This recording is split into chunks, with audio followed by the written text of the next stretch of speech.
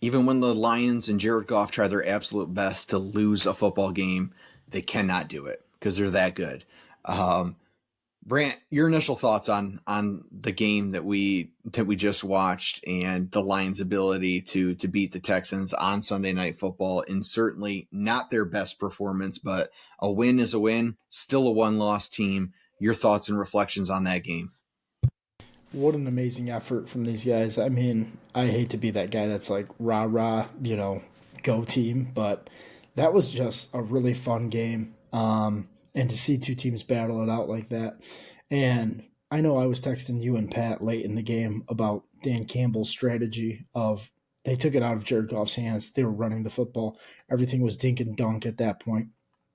And I was so upset at the time because I was like, this isn't really what got us here. Like, Jared Goff being consistent and opening up the offense, and it hasn't looked like that second half of football I've seen in a long time for the Lions. So it was hard to watch.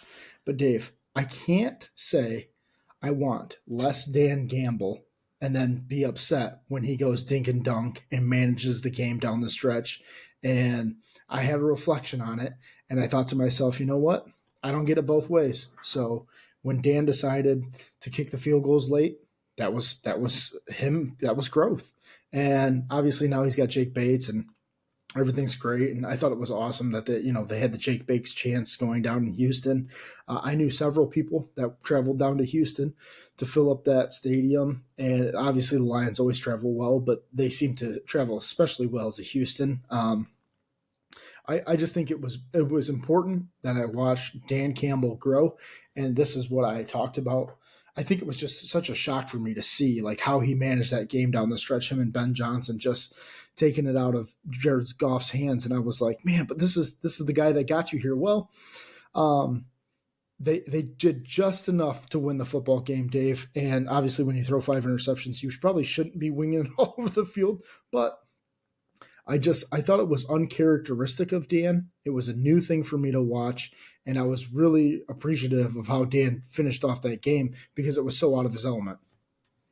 There's a reason Aaron Glenn is getting a ton of head coaching buzz right now because that he coached the best, the best second half that I've seen him coach, and the adjustments that were made. I mean, they were. I don't think Houston scored in the second half. I mean, I don't know. C.J. Stroud can't get it done against teams in Michigan apparently, but man, that defense looked just good, man. Carlton Davis just looks good. Brian Branch looks good. You get Zadarius Smith this weekend against the Jags. I mean, I can't say enough about the defense and just about this team in general. Like, I need Lion fans to know that the Houston Texans are not some slouch of a team. Like, this is an up and coming young team that's feisty, that's exciting, that their fan base is absolutely getting behind. They've got the young, exciting quarterback in CJ Stroud. Now, they have had their share of injuries.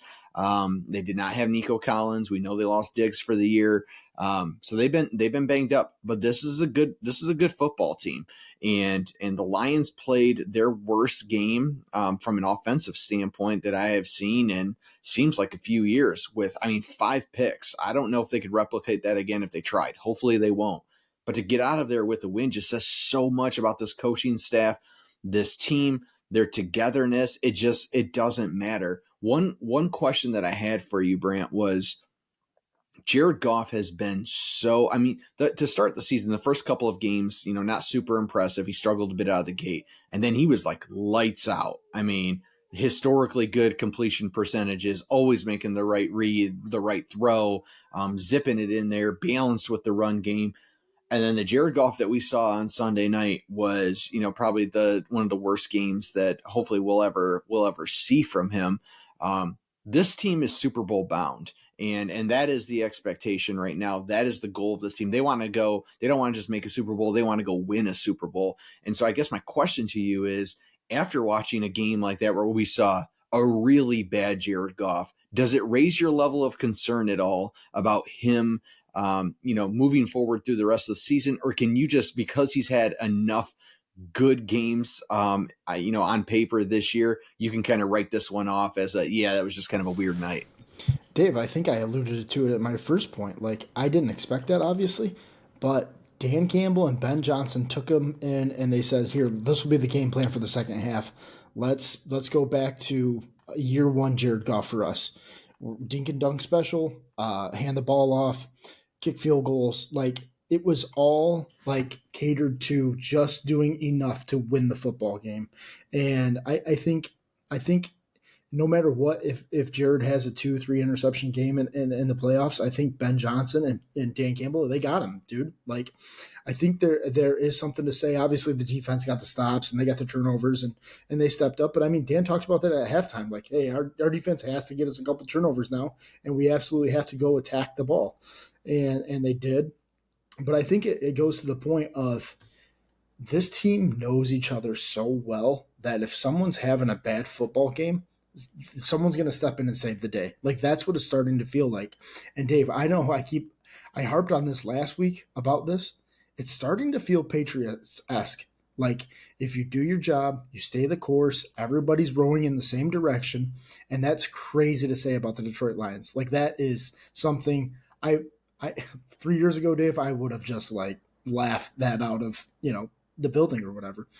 Um, but this team has those types of qualities where they're all in it for the right reasons. They're all in it, they're all rowing in the same direction.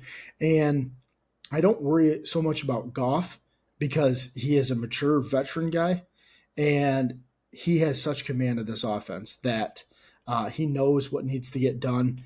And it's not gunslinger Jared. Like, so there was some tip balls and some goofy things that happened, Dave. Um, that it's not like Stafford. Like, remember when Stafford would just be zinging all over the place, and you're like, oh my god, like there's 4 picks just because he thinks he can fit it in these windows. That's not Jared's game. Like, he's not going to continually do this. Like, we're not so dependent on Jared's arm that like a 500 reception game is possible again. He won't do that again for the rest of his Lions career. I can guarantee that. Yeah, that's fair. I think that anytime I watch our starting quarterback throw 5 interceptions in a year where I feel pretty strongly that we are the best team in the NFL, I obviously get concerned. But Jared Goff has done enough to this point, and the coaches, to your point, have done enough to show me that like they can really overcome just about anything here. And that running game is just and the dink and dunks. I mean, whatever they got to do to win, they just seem to know how to do it. And your opening point, and I'll just kind of leave it at this. Dan Campbell's growing as a coach. This coaching staff, Ben Johnson, Aaron Glenn, like these position coaches, they're like growing together over these last few years. And when you grow together and you have consistency and you have continuity, you know exactly that you can count on the guy next to you. The players know that, the coaches know that, and there's just a level of trust and belief that I just don't see changing. And this is why culture is so important. People don't want to hear it. They don't want to talk about it. I don't need the rah-rahs and it's not just rah-rahs. That's not just what culture is. It's not like everybody feels good all of the time. It's everybody does their job, they're held accountable, and they do it together. And when the guy next to you slips, you have his back and you find a way to scrape out a win. Dan Campbell told us, Brant, he told us in his opening press conference that he got made fun of, the biting kneecaps one. This is what he was building. He was laughed at, he was mocked at the time and still is to this day, but look, you're a one-loss football team. It's middle of November, and I tend to believe that even on your worst night, you're the best team in football. So you bring in the Jaguars this weekend. They don't have Trevor Lawrence. You're a 2-touchdown favorite. Look, let's just keep this train rolling. Let's make this a business trip. Get it done. Get out healthy, and let's move forward towards Thanksgiving weekend.